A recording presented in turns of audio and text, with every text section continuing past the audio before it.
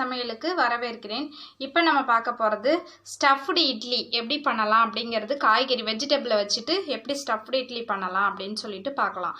அதுக்கு நான் தேவையான காய்கறி எடுத்திருக்கேன். கேரட்டு, பீன்ஸ் எல்லாமே பொடி பொடியாக கட் பண்ணிக்கணும். இதில் குடமிளகா, கேரட்டு, பீன்ஸு இது 3 போட்டிருக்கேன். நான் உருளைக்கிழங்கு தனியாக வேக வச்சு மசிச்சு வச்சுருக்கேன். வெங்காயம் நல்லா இப்படி பொடி பொடியாக கட் பண்ணி வச்சுக்கணும், ஏன்னா இட்லியில் ஸ்டஃப் பண்ணுறதுனால.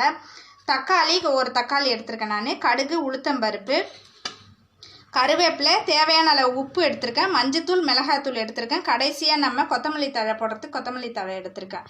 இப்போ இட்லி மாவு நான் ஒரு அரை பவுலுக்கு இட்லி மாவு எடுத்திருக்கேன் நான்.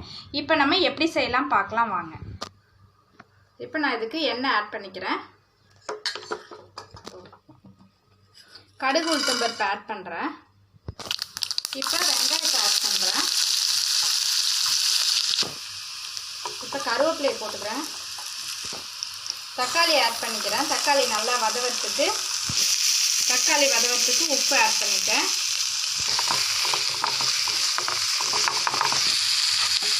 இப்போ நான் கேரட்டு, பீன்ஸு, குடமிளகா இது 3 குட்டி குட்டியாக கட் பண்ணி வச்சுருக்கேன், அதை ஆட் பண்ணுறேன்.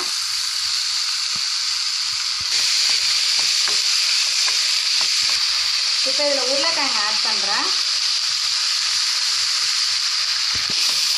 இப்போ இதில் மஞ்சத்தூள் 1/2 ஸ்பூனு, மிளகாத்தூள் 3/4 ஸ்பூனு ஆட் பண்ணியிருக்கேன்.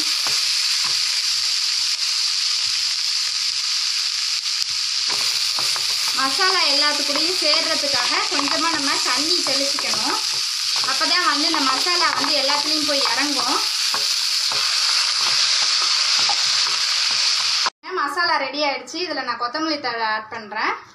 அது போட்டு நல்லா கிண்டிட்டு நம்ம எப்படி ஸ்டஃப் பண்ணலான்னு பார்க்கலாம்.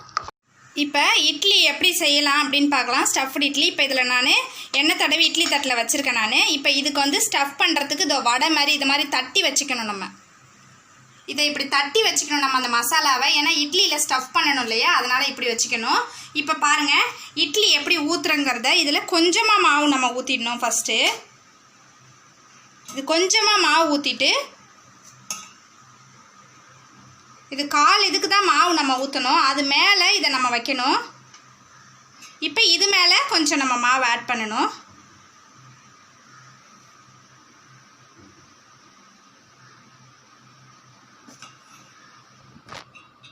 பாருங்க,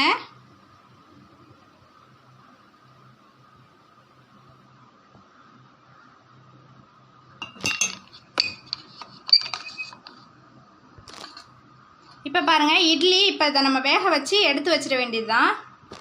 இப்போ இட்லியை நான் இட்லி பானையில் வச்சுட்டேன். இதை நம்ம எப்படி வேக வச்சுட்டு நான் காட்டுறேன். நான் ஸ்டஃப்டு இட்லி ரெடி ஆகிடுச்சு. வெந்துருச்சா பார்க்கறதுக்கு கையில் தண்ணி தொட்டுட்டு பார்த்தா கையில் ஒட்டாமல் இருந்தால் இட்லி வெந்துருச்சு. இப்போ நம்ம எப்படி இருக்குன்னு பார்க்கலாம். ஸ்டஃப்டு இட்லி நல்லா ஈஸியாக நம்ம சீக்கிரம் ரெடி பண்ணிட்டோம். இதுக்கு ரொம்ப இட்லி மாவு கூட தேவைப்படாது, ஏன்னா உள்ளே நம்ம வெஜிடபிள்ஸ் வைக்கிறதுனால இதுக்கு இட்லி மாவு ரொம்ப தேவைப்படாது. இது ரொம்ப ஹெல்த்தியான டிஷ்ஷு. பசங்களுக்கு இப்படியே வச்சு கொடுத்துட்டு இதுக்கு சைட் டிஷ் கூட தேவையில்லை.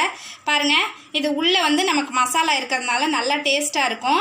இப்படி நீங்கள் உங்கள் வீட்டில் ட்ரை பண்ணி பாருங்கள். பசங்க இப்படியே சாப்பிட்லாம் வச்சுட்டு. நம்ம இப்படியே கொடுத்தோம்னா கூட எங்கேயாவது வெளியில் போனோம்னா கூட இதை மட்டுமே போட்டு கொடுத்துடலாம். நம்ம சைட் டிஷ் கூட தேவையில்லை. இதை மாதிரி உங்கள் வீட்லேயும் ரெடி பண்ணி பாருங்கள். பசங்களுக்கு ஹெல்த்தியான டிஷ் கொடுங்க.